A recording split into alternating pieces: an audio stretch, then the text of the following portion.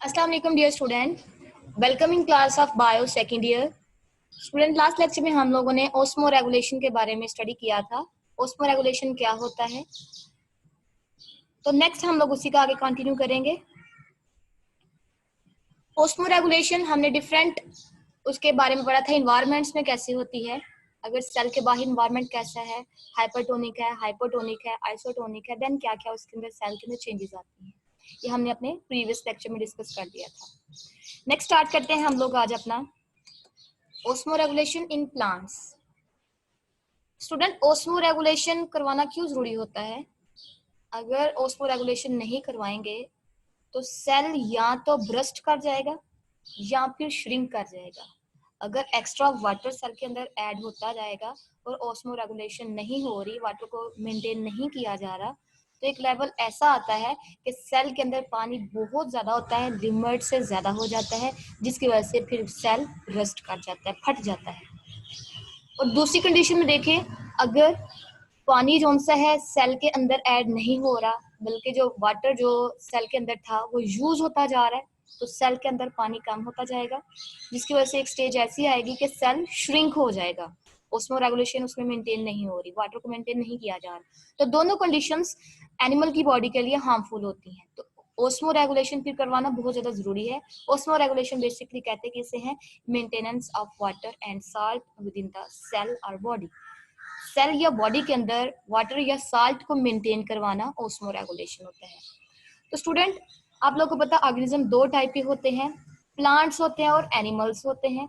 आज हम लोग देखेंगे osmo regulation in plants. Plants के अंदर ओस्मो रेगुलेशन मींस वाटर को कैसे मेंटेन किया जाता है। तो कहते हैं हमने प्लांट्स को क्लासिफाई कर दिया है, उसकी डिवीजन कर दी है कि मतलब प्लांट इस टाइप के हैं, इस टाइप के हैं।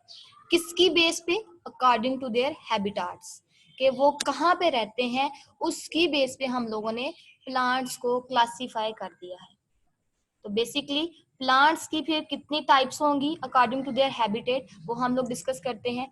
सबसे पहले हाइड्रोफाइट्स। हाइड्रोफाइट्स किसे कहते हैं स्टूडेंट? ये basically hydro means water and fights mean plants.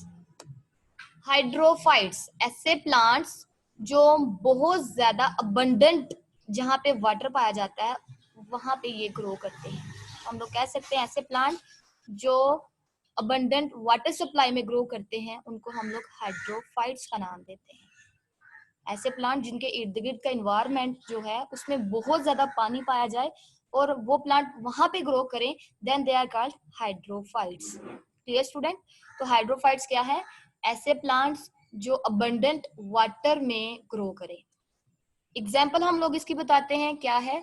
Most जो उनसे ज्यादातर या बहुत ज्यादा जो एक्वेटिक प्लांट्स है, सारे एक्वेटिक प्लांट क्या है? They are hydrophytes. क्यों? क्योंकि एक्वेटिक प्लांट, एक्वेटिक किसे कहते हैं? वाटर को। तो ऐसे प्लांट जो वाटर में ग्रो करें, ठीक है, उनको हम लोग हाइड्रोफाइट्स का नाम देते हैं। उनके इर्द गिर्द के इन्वायरमेंट में पानी बहुत ज्यादा होता है। नेक्स्ट देखें, नेक्स्ट जो इसकी टाइप है प्लांट्स की according to their habitats, mesophytes. Mesophytes, mesophytes किसे कहते हैं स्टूडेंट?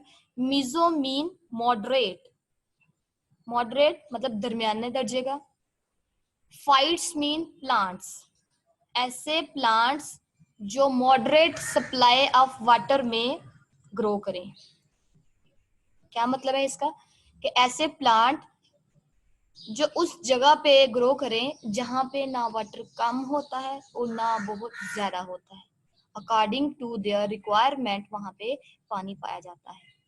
ये स्टूडेंट, तो ऐसे प्लांट जो मॉडरेट सप्लाई ऑफ वाटर में ग्रो करें उनको हम लोग मीजोफाइट का नाम देते हैं। जैसे कि बहुत ज्यादा जो टेम्पोरल रीजन्स में प्लांट ग्रो करते हैं, मतलब हमारे जो लैंड वगैरह है, टेरेस्ट्रियल लैंड जो सी है, वहाँ पे मोस्टली जो प्लांट हैं वो मीजोफाइट्स होते हैं, कि वो उन जगहों पे ग्रो करते हैं जहाँ पे वाटर जोन सा है वो ना ज़्यादा कम होता है और ना बहुत ज़्यादा होता है। उनकी जितनी इनको ज़रूरत होती है सेल को या प्लांट्स को, उतना वाटर वहाँ पे अवेलेबल हो जाता है। अगर कम होगा तो वो अपनी बॉडी के अंदर मेंटेन कर लेते हैं, अगर ज्यादा होगा तो देन वो इनकी बॉडी के अंदर कोई ना कोई ऐसी चीज होती है, इनके अंदर इतनी स्ट्रक्चर्स होती हैं जो उस वाटर को मेंटेन कर सकती हैं। क्लियर। तो मेसोफाइट्स फिर क्या होंगे, ऐसे प्लांट्स जो मॉडरेट सप्लाई ऑफ वाटर में ग्रो करें उनको हम लोग मेसोफाइट्स का नाम देते हैं। इसकी एग्जांपल देखें, rose plants, brassica and mango tree. Brassica सरसों का पौधा जो सा, तो उसको हम लोग बोलते हैं। तो ये सारे के सारे जो प्लांट्स हैं, इसकी हमने किस में एग्जांपल दी है, मेसोफाइट्स में। ये मोस्टली हमें दिखने में भी आते हैं, कॉमन ऑब्जर्वेशन है हमारी ये, ठीक है। तो ऐसे प्लांट जो मॉडरेट सप्लाई में अब वाटर में ग्रो करें उनको हम लोग मेसोफाइट्स का नाम देते हैं। नेक्स्ट मूव करें, थर्ड जो कैटेगरी है प्लांट्स की, that is the xerophytes. Xero मतलब dry conditions, xero dry phytes plants, ऐसे प्लांट जो उन एरियाज में ग्रो करे या उन जगहों पे ग्रो करे जहां पे जो वाटर है उसकी जो सप्लाई है या उसका अबंडेंस है वो बहुत ही कम होती है। ऐसी जगहों पे जहां पे पानी बहुत ही कम पाया जाता है, वहां पे जो प्लांट ग्रो करते हैं हम लोग उनको जीरोफाइट्स का नाम देते हैं। तो डेफिनेशन देखें, plants that grow in extremely, मतलब शदीद शॉर्टेज, कमी होती है सप्लाई वाटर, वहां पे पानी की बहुत शदीद कमी होती है, और उन जगहों पे जो प्लांट ग्रो करते हैं उनको हम लोग जीरोफाइट्स का नाम देते हैं। जैसे आप लोगों ने देखा होगा डेजर्ट्स, डेजर्ट में पानी बहुत कम होता है, क्यों? क्योंकि वहां पे बारिशें बहुत कम होती हैं, रेनफॉल जो सी है बहुत कम होती है। इसलिए क्या किया जाता है, उन इलाकों में जो प्लांट्स ग्रो करते हैं हम लोग उनको जीरोफाइट्स का नाम देते हैं। एग्जाम्पल बताई गई है जो कैक्टस है, कैक्टस एक ऐसा प्लांट है जो कि डेजर्ट में ग्रो करता है। उसके अलावा यूफोर्बिया एक प्लांट है, वो भी क्या है, एक जीरोफाइट की ही एग्जाम्पल है। ये देखिए, ये डायग्राम जो सी है कैक्टस को शो करिए, कैक्टस की डायग्राम है जो कि जीरोफाइट से बिलोंग करते हैं। उसके बाद ये जो सी है टाइप है रोज प्लांट की, ठीक है, ये मेसोफाइट से बिलोंग करते हैं। और ये थर्ड जोन से है, ये है वाटर लिलीज की टाइप है, या एक्वेटिक प्लांट जिसको कहते हो, हाइड्रोफाइट से बिलोंग करते हैं। Clear student? तो ये है basic 3 types of plant according to their habitat, और इनके अंदर हमने देखना है ओस्मो रेगुलेशन कैसे मेंटेन की जाती है, कैसे होता है इनके अंदर वाटर और साल्ट मेंटेन। तो हम लोगों ने बेसिकली इनको देखना है। सबसे पहले देखें, अकॉर्डिंग टू देयर हैबिटेट्स हम लोग एडाप्टेशंस देखते जाएंगे। एडाप्टेशंस कहते हैं चेंजेस, उन ऑर्गेनिज्म, इन प्लांट्स के अंदर कौन सी चेंजेस आई हैं और किसकी वजह से ये अपने हैबिटेट में मोस्ट सुटेबली सर्वाइव कर रहे हैं। हाइड्रोफाइट्स हमने कहा है ये अबंडेंट वाटर में रहते हैं, जहाँ पे पानी बहुत ज्यादा होता है वहां पे ये ग्रो करते हैं। तो स्टूडेंट, इनकी बॉडी को एक प्रॉब्लम फेस करना पड़ती है।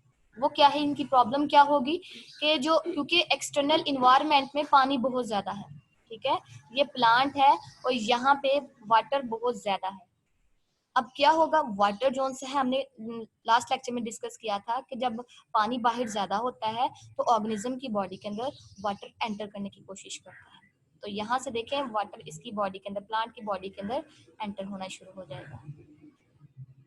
फिर क्या होता है, इन प्लांट्स के सेल को डिफिकल्टी का सामना करना पड़ता है। वो कौन सी डिफिकल्टी होगी, क्योंकि सेल, इनकी बॉडी, सेल के अंदर वाटर आता जा रहा है, तो फिर इनके सेल के अंदर वाटर फ्लडेड होना शुरू हो जाता है, पानी बहुत ज्यादा होना शुरू हो जाता है, ठीक है। अब इन्होंने क्या करना है, एक लिमिट तक तो वाटर आ गया है, अगर उससे भी ज्यादा वाटर सेल के अंदर एंटर होता जा रहा है तो सेल जोन सा इन प्लांट्स का ब्रस्ट होने का उनको खतरा होता है, वो फट सकते हैं। तो इन ऑर्गेनिज्म ने सेल को ब्रस्ट होने से बचाने के लिए अपनी बॉडी के अंदर कुछ चेंजेस लाई हैं, ठीक है। वो चेंजेस कौन सी हैं, यहाँ पे देखें कि सबसे पहले इनके जो लीव्स होते हैं, they have large surface area. उन लीव्स का जो सरफेस एरिया होता है वो बहुत ज्यादा होता है। यहाँ पे देखें जरा, ठीक है, ये एक लीव है, तो ये जितना ज्यादा ये एरिया होगा उतनी ही ज्यादा यहाँ से वाटर लॉस ज्यादा होगा, ठीक है। तो लार्ज सरफेस एरिया यहाँ पे रखा गया है, क्यों? ताकि जो ट्रांसपायरेशन का प्रोसेस है, एवेपोरेशन जो इनके अंदर होनी है, वो ज्यादा बेहतर तरीके से हो जाए। ठीक है स्टूडेंट, तो सरफेस एरिया जितना ज्यादा होगा इन लीव्स का, उतने ही ज्यादा यहाँ से वाटर लॉस होगा। क्लियर? यहाँ पे देखें, नेक्स्ट देखें, हमने कैसे बोला है कि यहाँ पे ज्यादा सरफेस एरिया होगा तो ज्यादा वाटर लॉस होगा? आप लोगों ने पढ़ा हुआ है ट्रांसपायरेशन का प्रोसेस अपनी प्रीवियस क्लासेस में। ट्रांसपायरेशन क्या होता है? Loss of water from the surface of body of plant. Plant की बॉडी से वाटर का निकलना, बेशक वो लीव्स के जरिए निकले या कहीं से भी निकल रहा है, उसको हम लोग क्या नाम देते हैं? ट्रांसपायरेशन। और आपको पता है मोस्टली ट्रांसपायरेशन जो है वो लीव्स के जरिए होती है। अब लीव्स के जरिए क्यों होती है? वाटर वहां से क्यों निकलता है? क्योंकि लीव्स के ऊपर पोर्स पाए जाते हैं। They have pores that are called the stomata. उनको हम लोग क्या नाम देते हैं? स्टोमेटा का नाम देते हैं। तो जितने ज्यादा वो पोर्स और स्टोमेटा होंगे उतने ही ज्यादा वाटर वहां से रिलीज होगा, वाटर निकलता जाएगा सेल से बाहर। तो यही बात की गई है, अगर हाइड्रोफाइट्स के सेल के अंदर पानी ज्यादा हो जाए तो वहां पे जो एक्सटेंसिव स्टोमेटा है, मतलब एक्सटेंसिव बहुत ज्यादा जो स्टोमेटा है, और जो कि अपर सरफेस ऑफ लीफ पे पाए जाते हैं। अपर सरफेस मतलब ऊपर वाली सरफेस जो सी है लीफ की, वहां पे स्टोमेटा बहुत ज्यादा पाए जाते हैं। नॉर्मली देखें तो जो स्टोमेटा है वो लीफ के लोअर साइड पे पाए जाते हैं, लेकिन जो हाइड्रोफाइट्स हैं उनके जो लीव्स हैं उनके ऊपर वाली सरफेस पे स्टोमेटा पाए जाते हैं। जितने ज्यादा स्टोमेटा होंगे उतने ही ज्यादा वाटर का लॉस होगा, और जितनी ज्यादा जगह होगी, स्पेस होगी, एरिया होगा, उतने ही ज्यादा वहां पे स्टोमेटा होंगे। ठीक है, यहाँ पे देखें उतनी ही ज्यादा वहां पे स्टोमेटा पाए जाएंगे। तो कहते हैं जितनी ज्यादा स्टोमेटा होंगे उतनी ही ज्यादा वाटर का लॉस होगा। तो स्टोमेटा कब ज्यादा होंगे? जब सरफेस एरिया भी लीफ का ज्यादा होगा। तो इन्होंने फिर क्या अडॉप्टेशन किया? अपने लीव्स में मॉडिफिकेशन लाई है। लीव का एक तो सरफेस एरिया ज्यादा किया है, दूसरा वहां पे स्टोमेटा का नंबर ज्यादा किया है, थर्ड वाली जो adaptation that is the presence of stomata on the upper surface of leaves. जो स्टोमेटा है उन्होंने अपनी अपर सरफेस पे रख दिया ताकि इजीली जो ट्रांसपायरेशन का प्रोसेस है वो कैरी आउट हो सके। ठीक है स्टूडेंट, ये थी हाइड्रोफाइट्स की एडॉप्टेशंस। नेक्स्ट मूव करते हैं मीजोफाइट्स की तरफ। मीजोफाइट्स हमने बात की है, ऐसे प्लांट होते हैं जो अब मॉडरेट सप्लाई ऑफ वाटर में ग्रो करते हैं, मतलब जो जहाँ पे वाटर जो इनकी रिक्वायरमेंट के मुताबिक होता है वहां पे ये ग्रो करते हैं। ठीक है, तो हमने एग्जांपल रोज प्लांट की बताई थी। ठीक है, कहते हैं अगर उस जगह पे पानी कम हो जाए, मीजोफाइट्स को प्रॉब्लम किन किन चीज का फेस करना पड़ता है कि अगर जहाँ पे ये मीजोफाइट्स ग्रो कर रहे हैं इनकी रिक्वायरमेंट से वाटर कम हो जाए, इनको जितना वाटर चाहिए था उनसे कम हो जाए या उससे ज्यादा हो जाए, देन इनको फिर प्रॉब्लम को फेस करना पड़ता है। तो वही बात की गई है, अगर इनके इन्वायरमेंट में पानी ज्यादा हो जाए तो वो क्या करते हैं, क्या कौन सी अडॉप्टेशन के अंदर आई हुई है? तो कहते हैं इनके चूंकि लीव्स भी होते हैं इन मीजोफाइट्स के, तो उन लीव्स के ऊपर स्टोमेटा भी होते हैं। तो स्टोमेटा को ये ओपन कर देते हैं अगर इनकी बॉडी के अंदर वाटर ज्यादा होना शुरू हो जाए, कि इनके सेल्स के अंदर वाटर ज्यादा होना शुरू हो जाएगा तो ये अपने स्टोमेटा को ओपन कर देंगे, और उसकी वजह से जो वाटर है इन स्टोमेटा के जरिए एक्स्ट्रा वाटर वो निकलना शुरू हो जाएगा। क्लियर? तो एक्स्ट्रा वाटर इस तरह इनकी बॉडी से रिलीज करवा दिया जाता है। दूसरी कंडीशन क्या है? अगर रिस्ट्रिक्टेड सप्लाई ऑफ वाटर हो। रिस्ट्रिक्टेड किसे कहते हैं? कि पानी की कमी हो जाए, कम हो जाए वाटर। ठीक है, देन वो क्या करते हैं? तो क्या करते हैं ये मोस्टली अपने स्टोमेटा जिनके जरिए ये वाटर को रिलीज करवा रहे होते हैं, वाटर इनकी बॉडी से निकल रहा होता है, तो उनको क्लोज कर देते हैं। क्लोज कर देंगे तो वाटर जो सा वो पोर्स बंद हो जाएंगे तो वाटर नहीं निकलेगा। क्लियर? तो इस तरह ट्रांसपरेशन का प्रोसेस स्टॉप कर जाता है। तो इस तरह ये जो मिजोफाइट्स हैं अपनी बॉडी के अंदर, अपने सेल्स के अंदर वाटर को मेंटेन करते हैं। सुफिशिएंट सप्लाई में अगर पानी बहुत ज्यादा सेल के अंदर एंटर हो गया है तो स्टोमेटा को ओपन कर लेंगे। अगर पानी कम हो गया बॉडी के अंदर, बाहर इन्वायरमेंट में भी पानी कम है, तो वो क्या करेंगे? अपने स्टोमेटा को क्लोज कर लेंगे। That are the adaptations of the mesophytes. Next देखें जीरोफाइट्स। जीरोफाइट हमने कहा था ऐसे प्लांट होते हैं जहाँ पे पानी बहुत कम होता है, उन जगहों पे ये पाए जाते हैं। ऐसे प्लांट जहाँ पे पानी कम होता है उन इलाकों में ग्रो करते हैं। क्लियर? तो सबसे पहले फिर इनको किस चीज का सामना करना पड़ता है, कौन सी प्रॉब्लम है जो इसको ये फेस करते हैं? क्योंकि पानी बाहर कम होता है, ऑलरेडी पानी कम है, तो इनकी बॉडी जो सी है उसके अंदर भी पानी कम होना शुरू हो जाता है। जब इनको वाटर नहीं मिलेगा तो क्या करेंगे? पानी कम होता जाएगा ना। तो क्या करते हैं ये अपनी बॉडी के अंदर पानी को स्टोर करने की कोशिश करते हैं। तो स्टोर किस तरह करते हैं, अपनी बॉडी के अंदर पानी को कंजर्व करके किस तरह रखते हैं, ये हम लोग देखते हैं, ये इनकी एडाप्टेशंस में आएगा कि ये अपनी बॉडी के अंदर पानी को किस तरह स्टोर करते हैं। सबसे पहला वो काम क्या करते हैं, reduce the rate of transpiration. Transpiration हमने बात किया, water loss from the surface of plant body, plant से वाटर का निकलना, दैट इज द ट्रांसपायरेशन। सबसे पहले ये ट्रांसपायरेशन के प्रोसेस को रिड्यूस करने की कोशिश करते हैं, रिड्यूस मतलब कम करने की कोशिश करते हैं, पानी का जो लॉस हो रहा था उसको कम करते हैं, ट्रांसपायरेशन को स्टॉप करके उसको रिड्यूस करके। क्लियर? तो वो कैसे करते हैं ट्रांसपायरेशन को रिड्यूस, इनके अंदर एडाप्टेशन इनके लीव्स के लिए, ठीक है। सबसे पहले लीव्स में इनकी एडाप्टेशन होती है। कहते हैं चूंकि स्टोमेटा जोन से हैं वो लीव्स के ऊपर पाए जाते हैं, और लीव का जितना ज्यादा सरफेस एरिया होगा उतने ज्यादा स्टोमेटा पाए जाते हैं। तो चूंकि जीरोफाइट्स के इन्वायरमेंट में पानी कम है और इन्होंने पानी को कंजर्व करना है, इसलिए इन्होंने क्या किया है, पानी के लॉस को रोकना है। तो सबसे पहले इन्होंने अपने लीव्स का सरफेस एरिया जोन से है उसको कम कर दिया है, मतलब लीव्स जोन से हैं वो स्मॉल साइज के कर दिए हैं।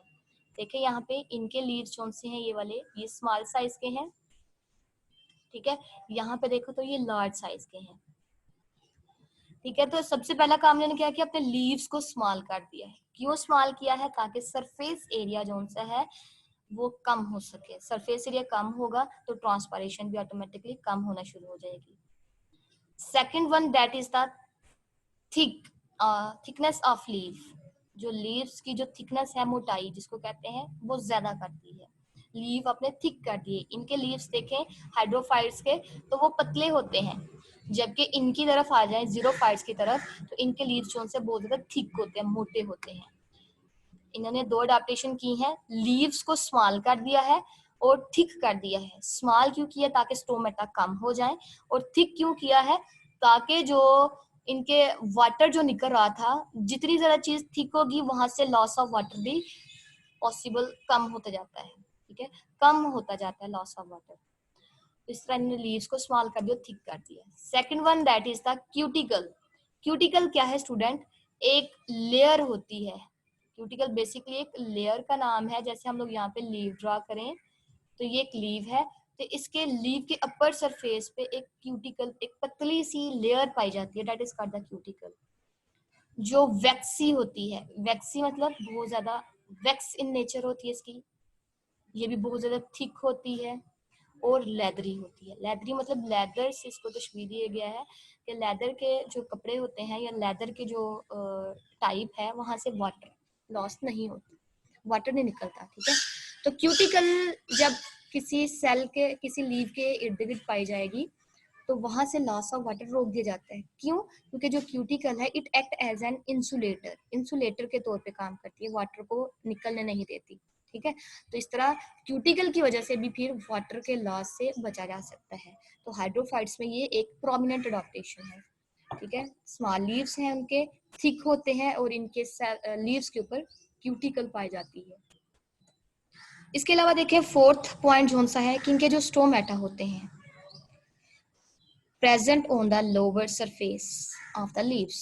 जो स्टोमेटा होते हैं वो लीव के यहाँ पे देखें नीचे वाली सरफेस पे पाए जाते हैं, हाइड्रोफाइट्स के ऊपर वाली पे पाए जाते हैं सरफेस पे, जिसकी वजह से डायरेक्ट एवापोरेशन का प्रोसेस हो रहा था, ट्रांसपायरेशन हो रही थी। जबकि जो जीरोफाइट्स हैं वहां पे इनके जो स्टोमेटा हैं ऑन द लोअर साइड पे पाए जाते हैं, ठीक है, और लोकेटेड इन डिप्रेशंस।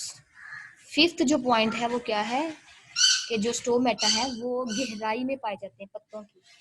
जैसे ये हम लोग लोअर सरफेस बना रहे हैं इस लीव की, ये वाला एरिया बना रहे हैं, और यहाँ पे हम लोग स्टोमेटा अगर दिखाएं कहाँ पे डिप्रेशन है,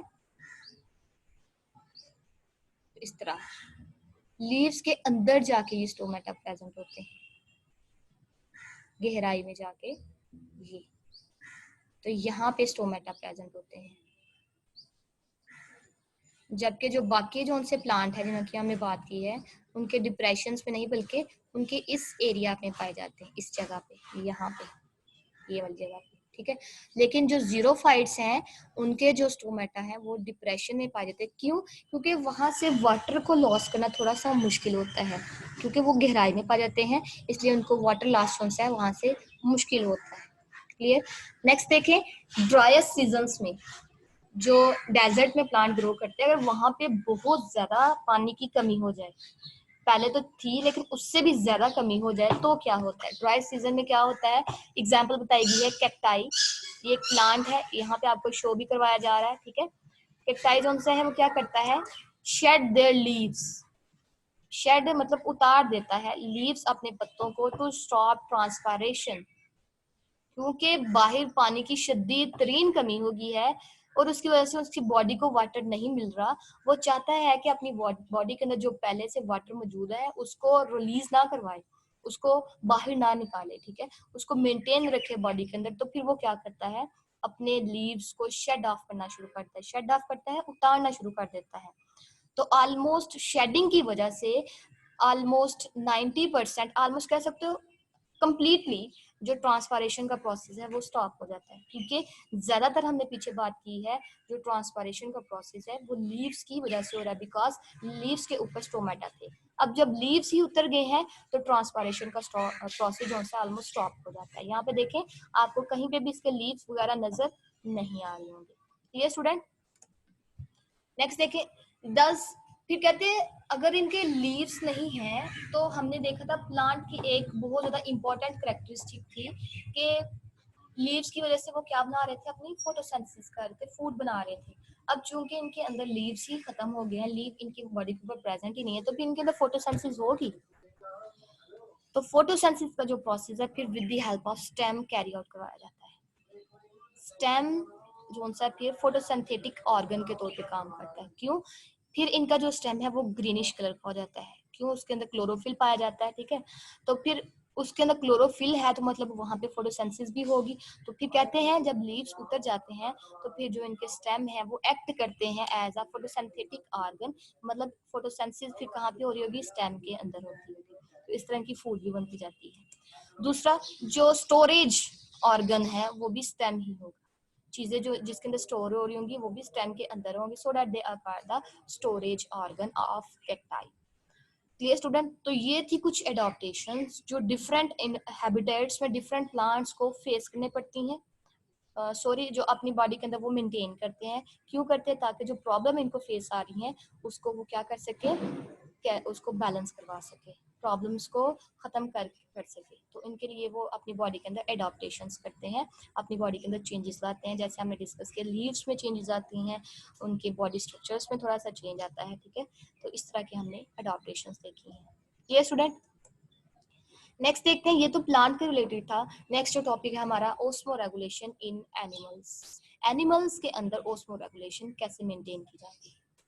तो कहते हैं ओस्मो रेगुलेशन मतलब वाटर और साल्ट को मेंटेन करना बॉडी के अंदर, एनिमल्स के अंदर वो बहुत ज्यादा इंपॉर्टेंट होता है, ठीक है। Maintenance of water and salt in the body of animal is very important. Why, क्योंकि हमने देखा है कि वाटर सेल के अंदर आता भी है और लीव भी कर रहा है, उसकी वजह से क्या होता है, यहाँ सेल श्रिंक कर जाता है या ब्रस्ट कर जाता है।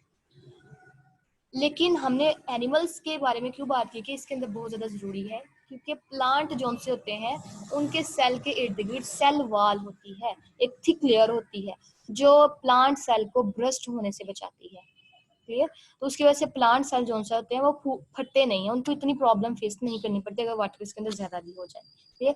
लेकिन चूंकि एनिमल सेल के अंदर ये सेल वॉल एब्सेंट होती है, तो जब सेल वॉल एब्सेंट होगी तो जब उसकी जो अंदर वाली सेल मेम्ब्रेन है, सेल के अंदर वाटर एंटर होता जाएगा तो सेल मेम्ब्रेन जो उनसे आपने पढ़ा फ्लेक्सिबल होती है, तो वो एक टाइम ऐसा तो वो फट जाती है, क्योंकि इसको सपोर्ट करने वाली कोई दूसरी मेम्ब्रेन नहीं होती। तो इसलिए हम लोग कहते हैं एनिमल्स के लिए ओस्मो रेगुलेशन जो है बहुत ज्यादा इंपॉर्टेंट है, क्लियर। तो एनिमल्स के लिए ओस्मो रेगुलेशन को मेंटेन करना या वाटर को मेंटेन करना बहुत ज्यादा इंपॉर्टेंट होता है। तो यही बात यहाँ पे लिखी गई है, animal cells require more critical balance of water and fluids in the body. Animal को बहुत बेहतरीन तरीके से या बहुत ज्यादा वाटर और फ्लूइड्स को मेंटेन करना पड़ता है अपनी बॉडी के अंदर। क्यों, क्योंकि उनके सेल के इर्द गिर्द सेल वॉल नहीं होती है, वो क्या हो जाती है, वो ब्रस्ट होने का उनका खतरा होता है, क्लियर।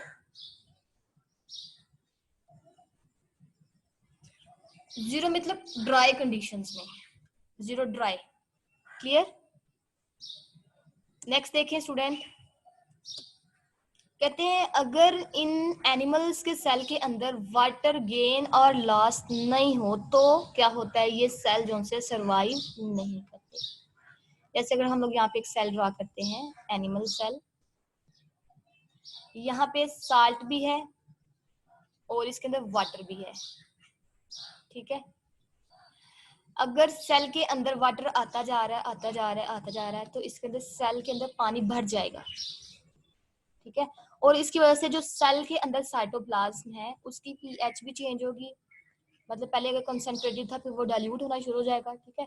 तो इसकी वजह से क्या होगा, अंदर के जो एक्टिविटीज हैं सेल की, जो एक स्पेसिफिक पीएच थी, स्पेसिफिक टेम्परेचर था, वो सारा का सारा डिस्टर्ब हो जाता है और इसके एंजाइम्स वर्कआउट नहीं करते, काम करना बंद कर देते हैं, ठीक है, ये काम करना बंद कर देते हैं।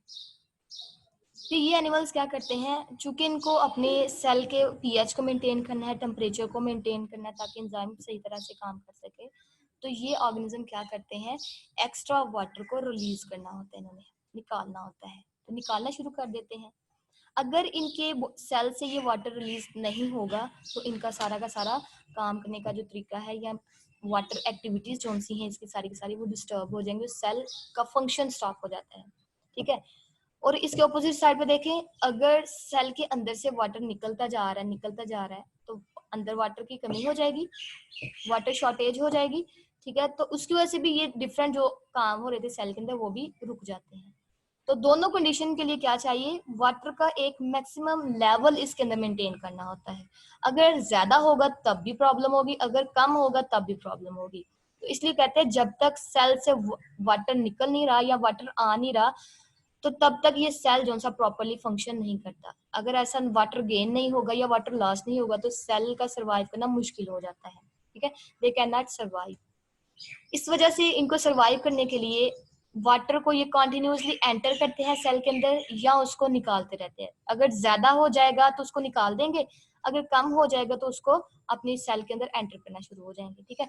तो इनको सेल को सर्वाइव करने के लिए वाटर को कॉन्टिन्यूसली मूव करवाना पड़ता है। तो इसलिए कहा जाता है कि इनके अंदर वाटर और सल्यूट की कंसंट्रेशन को बैलेंस रखा जाता है। सल्यूट मतलब साल्ट वगैरह, ठीक है, उनको इनकी बॉडी के अंदर, इनके सेल्स के अंदर एक लिमिटेड अमाउंट में रखा जाता है, इनको बैलेंस किया जाता है। तो यही बात की गई है कि इनको कैसे बैलेंस करते हैं। इस टाइप के दो एनिमल्स हम लोग देखते हैं, first one is the osmo conformers and second one is the osmo regulators. Osmo conformers के कौन से एनिमल्स होते हैं स्टूडेंट, और ओस्मो रेगुलेटर्स कौन से होते हैं। सबसे पहले हम लोग बात करते हैं osmoconformers. These are the type of animals that don't require to adjust internal osmotic state. कि ये ऐसे एनिमल्स होते हैं जिनकी बॉडी के अंदर जो इन्वायरमेंट है, ये इसकी बॉडी है, इसके अंदर जो वाटर और साल्ट है वो बैलेंस है किसके रिलेटेड, उसके एक्सटर्नल इन्वायरमेंट के रिलेटेड। अगर जितना एक्सटर्नल इन्वायरमेंट में वाटर और साल्ट है उतना ही इसकी बॉडी के अंदर वाटर और साल्ट है। एक्सटर्नल इन्वायरमेंट, ये इंटरनल इन्वायरमेंट। तो इंटरनल इन्वायरमेंट के अंदर जो इसके मटेरियल है वो बैलेंस होते हैं इसके एक्सटर्नल इन्वायरमेंट के लिहाज से, क्लियर।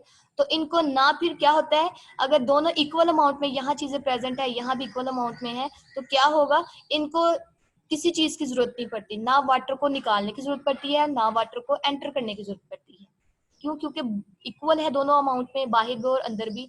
तो इन एनिमल्स को ज्यादा तंगोदत करने की कोशिश जरूरत नहीं पड़ती कि ज्यादा इनको कोई भी एक्टिविटी करने की जरूरत नहीं पड़ती। यार यही बात की गई है कि ये अपने इंटरनल ऑस्मोटिक स्टेट को चेंज या एडजस्ट नहीं करते, डोंट रिक्वायर, नहीं जरूरत पड़ती चेंज या एडजस्ट करने की, किसको, अपने इंटरनल ऑस्मोटिक स्टेट को। ऑस्मोटिक स्टेट मतलब वाटर वगैरह को बैलेंस करने की जरूरत नहीं पड़ती। क्यों जरूरत में नहीं पड़ती, क्योंकि इनका जो इंटरनल ऑस्मोटिक स्टेट है वो आइसोटोनिक होता है टू देयर एक्सटर्नल इन्वायरमेंट। तो जो इनका एक्सटर्नल इन्वायरमेंट है उसके लिहाज से ये इक्वल इक्विलिब्रियम कंडीशन में होते हैं, बैलेंस होते हैं। यही बात की गई है कि जब जरूरत नहीं पड़ती, क्यों नहीं पड़ती, नो डिस्चार्ज ऑफ वाटर, इनके अंदर से कोई पानी नहीं निकलता। डिस्चार्ज का मतलब रिलीज आउट, पानी बाहर नहीं निकलता। और साल्ट, और ना ही साल्ट निकलता है इनके सेल के अंदर से, कहाँ पे, in the external environment. External environment में ना वाटर निकलता है सेल से और ना ही साल्ट बाहर जाते हैं, क्यों? क्योंकि यहाँ पे भी अमाउंट उतनी है और वहां पे भी उतनी है। मूवमेंट कब होती है? जब डिफरेंस हो। अगर यहाँ पे चीजें ज्यादा होंगी देन वो इधर मूव करेंगी, अगर एक्सटर्नल इन्वायरमेंट में मटेरियल ज्यादा होगा, मतलब वाटर या साल्ट ज्यादा होगा, देन वो इधर मूव करेगा। लेकिन जब चीजें इक्वल होती हैं, इक्वल क्वांटिटी में दोनों साइड पे पाई जाती हैं, तो मूवमेंट का प्रोसेस पॉसिबल नहीं होता, मूवमेंट नहीं होती। तो वही बात की गई है कि इंटरनल ऑस्मोटिक स्टेट को चेंज नहीं करते और ना ही वो वाटर और साल्ट को एक्सटर्नल इन्वायरमेंट में रिलीज करवाते हैं। क्यों? क्योंकि ये अपने एक्सटर्नल इन्वायरमेंट के साथ आइसोटोनिक होते हैं। स्टूडेंट इसकी एग्जांपल देखें, ऑल मैरीन इनवर्टिब्रेट जोन से होते हैं, ठीक है। तो जितने भी मैरीन किसे कहते हैं? ऐसा पानी जो जिसके अंदर साल्ट की कंसंट्रेशन ज्यादा होती है, ठीक है। तो जितने भी इनवर्टिब्रेट्स मैरीन में पाए जाते हैं दे आर ओस्मो कन्फर्मर्स। इसके अलावा वर्टिब्रेट की बात करें तो उनमें से हैगफिश जोन्सी है। हैगफिश जोन्सी एक स्नेक की तरह की फिश है, ठीक है। उसका जो इंटरनल इन्वायरमेंट होता है वो आइसोटोनिक होता है। किसके साथ? उसके एक्सटर्नल इन्वायरमेंट। एक्सटर्नल इन्वायरमेंट उसका कौन सा है? मैरीन वाटर, ठीक है। तो वो क्या करते हैं? उसका मैरीन वाटर के हिसाब से उसका आइसोटोनिक जोन सा है, इंटरनल इन्वायरमेंट भी आइसोटोनिक होता है, ठीक है। तो कहते हैं जी ये जो ओस्मो कॉन्फॉर्मर्स होते हैं ये हर जगह पे नहीं पाए जाते, क्योंकि हमने देखा है हमारे जो मोस्टली एनिमल्स होते हैं वो अपनी बॉडी को इन्वायरमेंट के हिसाब से रेगुलेट करवा रहे होते हैं, चेंज करवा रहे होते हैं। लेकिन हमने कहा इनमें कोई चेंज नहीं आता एक्सटर्नल इन्वायरमेंट के लिहाज से। तो ये ऐसे एनिमल्स हैं जो बहुत हर जगह पे पाए नहीं जाते, ये किसी स्पेसिफिक एरियाज में पाए जाते हैं। मतलब कुछ स्पेसिफिक जगह होती है, एरिया होता है, वहां पे ये पाए जाते हैं। और उन एरिया में ये क्यों पाए जाते हैं? क्योंकि इनके इंटरनल इन्वायरमेंट के साथ वो वहां का जो इन्वायरमेंट है वो मैच कर रहा होता है, सूटेबल होता है। इसलिए क्या करते हैं ये ओस्मो कॉन्फॉर्मर्स उन जगहों पे पाए जाते हैं और बाकी कहीं पे भी अर्थ पे नहीं पाए जाएंगे, बस वहां पे पाए जाएंगे जहां पे इनका जो एक्सटर्नल इन्वायरमेंट है इनके इंटरनल इन्वायरमेंट के साथ मैच करा हो, आइसोटोनिक हो। Clear student? तो इस तरह के एनिमल्स को जो अपनी बॉडी के अंदर चेंजेस नहीं लाते according to the external environment, क्यों? क्योंकि इनका इंटरनल इन्वायरमेंट आइसोटोनिक होता है एक्सटर्नल इन्वायरमेंट के साथ। तो इस टाइप के एनिमल्स को हम लोग ओस्मो कन्फर्मर्स का नाम देते हैं। Clear student? तो नेक्स्ट जोन सा है ओस्मो रेगुलेटर है, ये हम लोग कल डिस्कस करेंगे। आज के लिए